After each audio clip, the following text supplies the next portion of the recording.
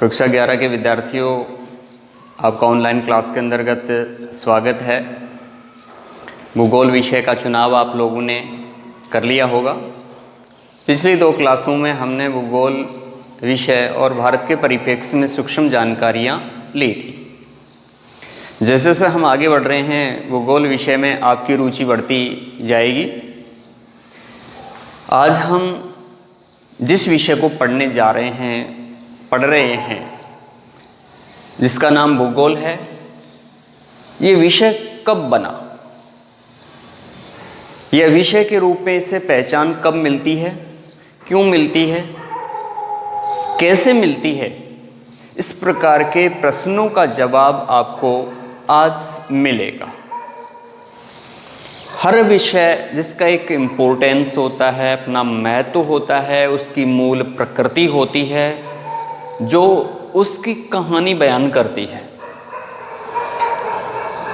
भूगोल एक विषय के रूप में आज देश और पूरे विश्व के अंतर्गत पढ़ाया जा रहा है, क्योंकि भूगोल विषय की महत्वता इतनी अधिक है विश्व स्तर पर कि आज के विकास में, चाहे वो आर्थिक विकास हो या मानव का विकास हो, उसमें भूगोल विषय को हम अलग नहीं कर सकते, या इसके बिना हम आज के विश्व की आर्थिक या संसाधनों की जो परिकल्पना है या विकास की कहानी है उसको हटा नहीं सकते, इससे नकार नहीं सकते। भूगोल एक विषय जिसे आज हम पढ़ने जा रहे हैं या पढ़ रहे हैं, ये विषय के रूप में इसमें तो है क्या है और कब इसके बारे में पढ़ाया जाने लगा है, इसकी प्रकृति क्या है, ये समाकलन विषय क्यों है, इन चीज़ों को लेकर के आज हम अध्ययन करेंगे। जिन बिंदुओं को हम लेते हैं उनके अंदर भूगोल की पहले बात करते हैं हम भूगोल विषय की प्रकृति।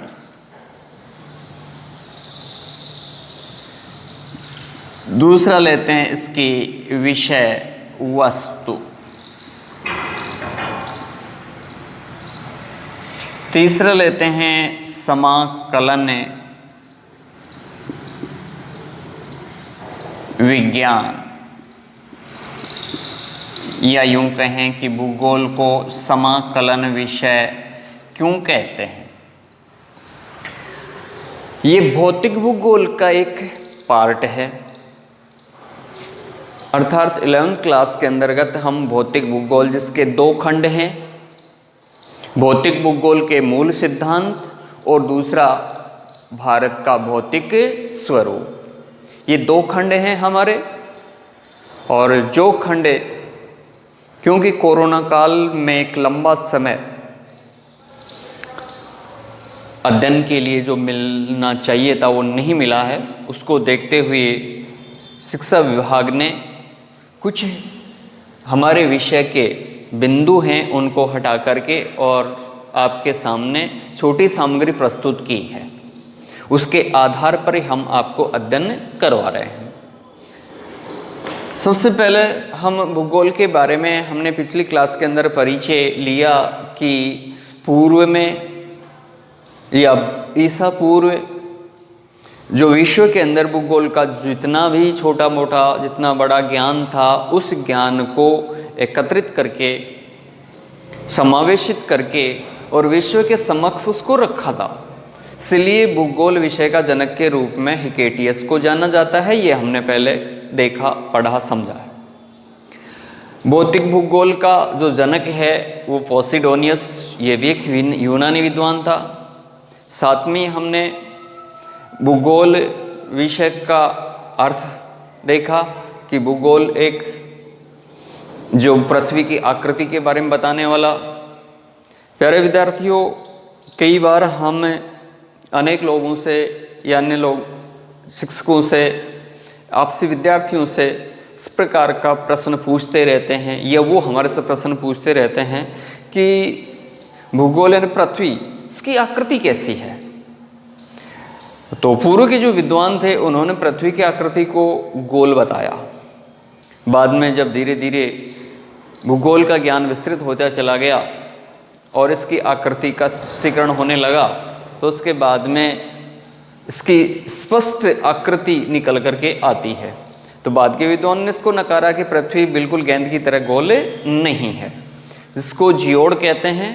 लब्धवक्ष गोलाब नाम दिया है इसका, क्योंकि इसकी गोल वो वस्तु होती है जिसकी लंबाई और चौड़ाई का जो गोलाब आकार समान होता है। तो बहुत सारे विद्वानों ने बाद में जाकर के इसको अंडाकार परिपथ नाम दिया पृथ्वी का। तो अगर हम इसकी आकृति को लेकर के बात करते हैं, जो इसके प्रकृति से जुड़ा हुआ बिंदु है, तो ये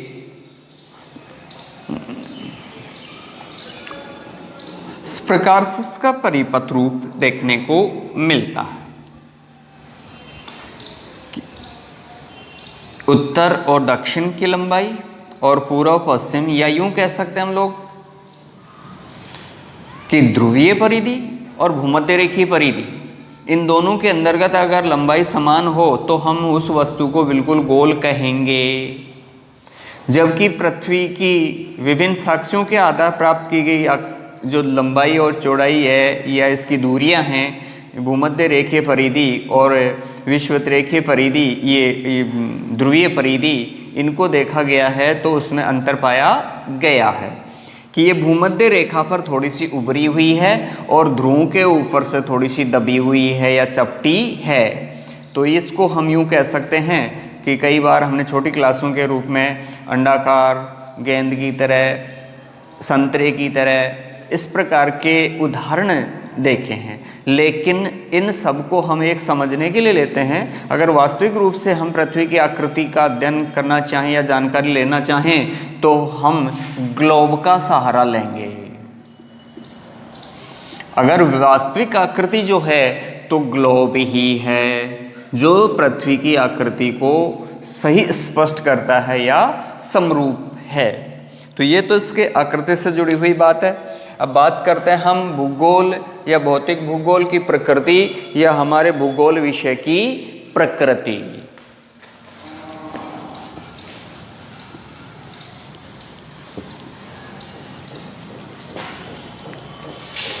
प्रकृति की अगर बात करते हैं तो देखिए, हमने जब भूगोल का परिचय ले रहे थे उस दौरान एक बात समझी कि भौतिक भूगोल के अंदर भौतिक पर्यावरण का अध्ययन किया जाता है, अर्थात जो भौतिक तत्व हैं उनको शामिल किया गया है। तो जिस विषय के अंतर्गत जिन चीज़ों को या जिस विषय वस्तु को मूल स्थान दिया गया है वही उसकी प्रकृति कहलाती है। या यूँ कह सकते हैं कि मानव भौतिक तत्वों का या भौतिक पर्यावरण का जो अध्ययन कर रहा है वही भौतिक भूगोल है। धीरे धीरे फ्रांस, यूरोपीय देशों के अंतर्गत भूगोल विषय के विकास, जैसे फ्रांस है, जर्मनी है, इनमें भूगोल विषय का विकास तेजी से हुआ और बहुत पहले हो चुका था। ऐसा नहीं कि भारतीय विद्वान इस मामले में पीछे थे। भारतीय विद्वानों में आर्यभट्ट है और आमीर है, जिन्होंने पृथ्वी की आकृति को लेकर के, खगोलीय घटनाओं को लेकर के समय समय पर अपने विचार प्रकट किए थे। लेकिन उस समय ज्ञान के अभाव की वजह से उनको इतना महत्व नहीं दिया गया। फिर बाद में जब यूरोपीय देशों ने खोज की और उन देशों ने वही बातें दोहराई तो बहुत सारे लोगों ने कि ये सारी बातें तो बहुत पहले बताई थी। पृथ्वी की जो है भूमध्य रेखीय दूरी है, इसकी आकृति है, इसके बारे में है जो बहुत कुछ सटीक जानकारी है जो भारतीय विद्वानों ने बहुत पहले ही दे दी थी। इसको लेकर के और बात करते हैं कि भारत के अंतर्गत और विश्व के अंतर्गत भूगोल को विषय के रूप में मान्यता किस प्रकार से मिलती है। तो आपने भौतिक भूगोल की अनेक परिभाषाएं हम लोग देखेंगे। उनके अंतर्गत सबसे पहले प्रकृति क्या है इसकी। तो प्रकृति और विषय वस्तु, इनमें काफ़ी कुछ सिमिलरिटी है, मिलती जुलती हैं। कि विषय वस्तु किसी विषय की मूल जो प्रकृति होती है वही उसकी विषय वस्तु कहलाती है। प्रकृति के अंतर्गत कि उसका स्वभाव या उसके अंतर्गत कौन सी जानकारियाँ मिलती हैं, तो भौतिक भूगोल के अंतर्गत हम लोग जो मूल रूप से पढ़ाई करते हैं या देखते हैं, इसके एक है स्थलमंडल, इसकी मूल विषय वस्तु में प्रकृति के रूप में, दूसरा जल मंडल, तीसरा वायु मंडल और चौथा है जैव मंडल। ये इसकी प्रकृति के रूप में शामिल है। स्थल मंडल जिसको लिथोस्फीयर कहते हैं, स्फेरिकल, ये इसके आकार को प्रकट करता है। स्थल मंडल लिथोस्फीयर जिसमें हम पृथ्वी के आंतरिक भाग, इसका निर्माण किस प्रकार से हुआ, किन चट्टानों से बना, खनिज कौन कौन से इसके अंतर्गत, कितनी मोटाई है इसकी, पृथ्वी का केंद्र कितना है, आंतरिक शक्तियाँ जिसमें भूकंप, ज्वालामुखी जैसी घटनाएं हैं वो क्यों और कैसे घटित होती हैं, इनका अध्ययन हम स्थल मंडल में करेंगे। और स्थल मंडल के रूप में हम पढ़ते हैं मुख्यतः महाद्वीपों की जानकारी।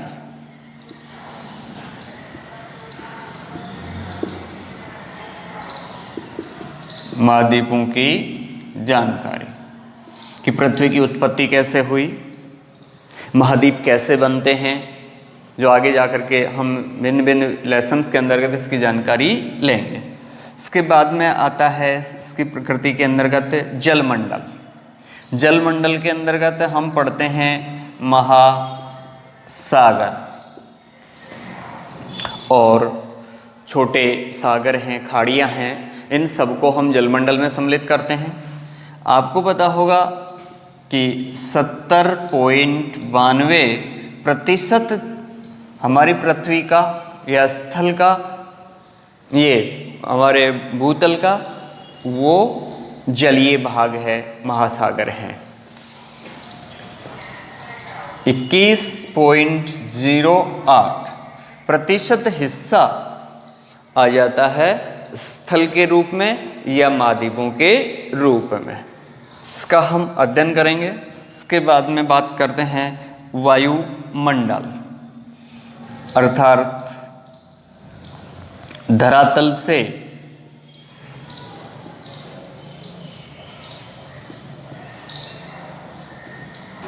ऊपरी भाग,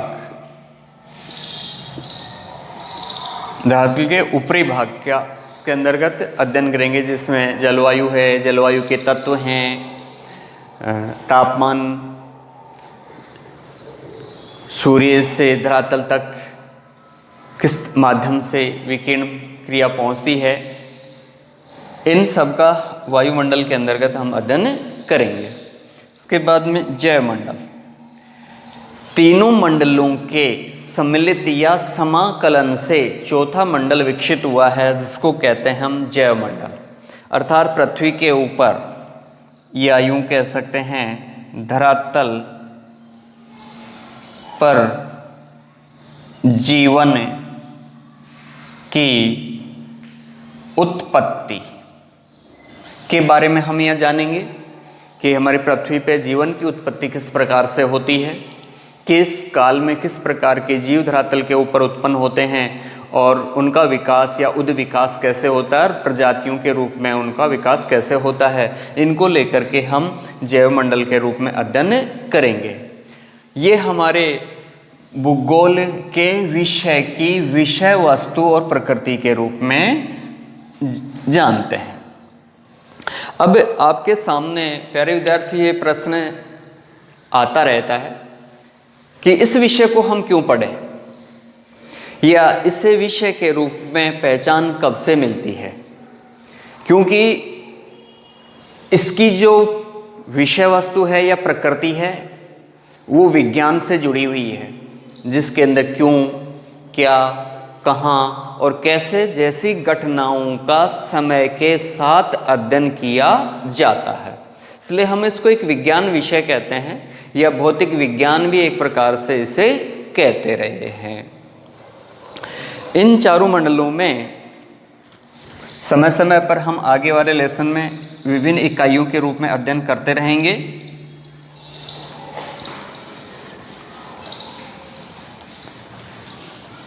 अब हमारे सामने प्रश्न आता है कि हम इस विषय को क्यों चुनें, क्यों पढ़ें, यह विषय कब बना। देखिए, ईसा से बहुत पूर्व में यूनान, रोम जैसी सभ्यताएं भारत के समकालीन रही है। हमारी आर्य सभ्यता, सिंधु घाटी की सभ्यता के समकालीन विश्व में 5 सभ्यता स्थल और भी रहे हैं। बहुत पहले से इन सभ्यता स्थलों में लोग विज्ञान के साथ साथ में भूगोल को भी विकसित कर रहे थे। आज हम कहीं न कहीं जो भी आधुनिक भूगोल पढ़ेंगे, इसकी जड़ें उस प्राचीन समय से जुड़ी हुई आपको मिलेंगी। अगर हम इसकी जड़ों के रूप में, जटिलता के रूप में जाएंगे तो बहुत प्राचीन समय से भूगोल की विकास की कहानी पढ़ेंगे। प्रश्न हमारा यहाँ पर ये बनता है कि ये विषय कैसे बना, या भूगोल हमें क्यों पढ़ना चाहिए। आज के इस युग में अगर हम लोग संपूर्ण विश्व के विकास, चाहे वो संसाधन विकास हो, मानव का विकास हो और अन्य विषयों की विकास की कहानी पढ़ते हैं, तो कहीं ना कहीं भूगोल जरूरी है। क्योंकि प्रकृति ने हमें या मानव को विभिन्न प्रकार की चीज़ें उपहार स्वरूप प्रदान की हैं। अब मानव अपनी योग्यता, बुद्धिमत्ता के आधार पर इन संसाधनों का उपयोग करता है, अपना विकास करता है, इन संसाधनों का विकास भी करता है और वो भूगोल के विकास में अपना योगदान भी देता रहा है। भूगोल विषय के रूप में कब बनता है? देखिए, आगे आप जब कक्षा 12 के अंतर्गत जाएंगे तो उस समय पहले लेसन के अंतर्गत भूगोल और मानव भूगोल के बारे में अध्ययन करेंगे। तो भूगोल तो वैसे मानव के उद्विकास के साथ शुरू हो चुका था, लेकिन इसे विषय के रूप में अगर हम बात करते हैं तो 18वीं सदी जिसमें औद्योगिक क्रांति, इंडस्ट्रीज रिवोल्यूशंस के नाम से जाना जाता है, यूरोपीय देशों के अंतर्गत हो रही थी। तो 18वीं सदी से पहले स्कूल ही हो या कॉलेज शिक्षा हो, उसके अंतर्गत इस विषय को सम्मिलित नहीं किया गया था। 18वीं सदी के अंतर्गत यूरोपीय देशों के अंदर सबसे पहले भूगोल को एक विषय के रूप में शामिल किया। इसमें भी जर्मनी अग्रणी रहा है। जर्मनी के अंतर्गत जो आज भी आधुनिक शहर के रूप में या शिक्षा के नगरी के रूप में जाना जाता है, लिपजिंग शहर,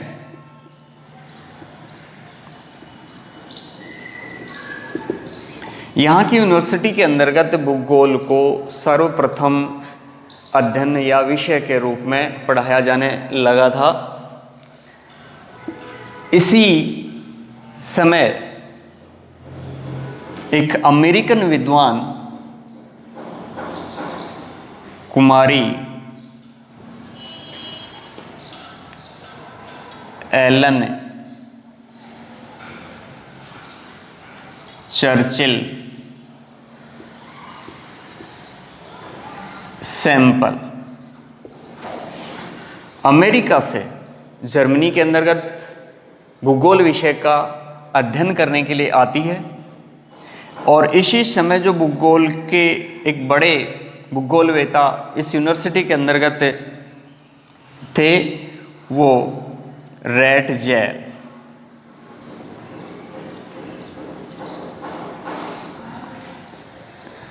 रैटजेल ने वैसे तो रेडजेल के साथ साथ अन्य विद्वान जनों का या भूगोलवेताओं का भी योगदान है, लेकिन रेडजेल इस समय कुमारी सैंपल के गुरु के रूप में रहे, जिन्होंने जियोग्राफिया पुस्तक के 2 वॉल्यूम या 2 भाग लिखे हैं। तो रेडजेल कुमारी चर्चिल के गुरु थे।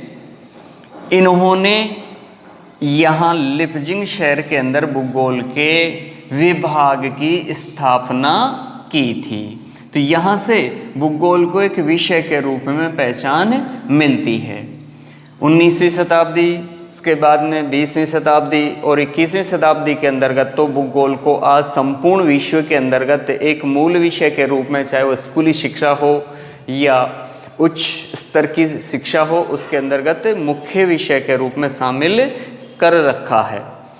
क्योंकि आधुनिक काल के अंतर्गत भूगोल में अलग अलग विचारधाराएं, द्वैतवाद और इसकी अनेक शाखाएं, जिसमें हम देखेंगे एक चार्ट के रूप में कि इसकी अगर आप उच्च स्तर पर या स्नातकोत्तर स्तर पर जाएंगे तो आपको 31 से 32 पेपर भूगोल के रूप में चुनाव करने के लिए अवसर में मिलते रहे हैं। भारत के अंतर्गत वैसे सबसे पहले कॉलेज शिक्षा के रूप में मद्रास विश्वविद्यालय, जो अंग्रेजी काल के अंतर्गत चेन्नई के अंदर वर्तमान में है, उसमें पढ़ाया गया था। 1932 ये मद्रास विश्वविद्यालय के अंतर्गत भूगोल को एक विषय के रूप में चुना जाता है।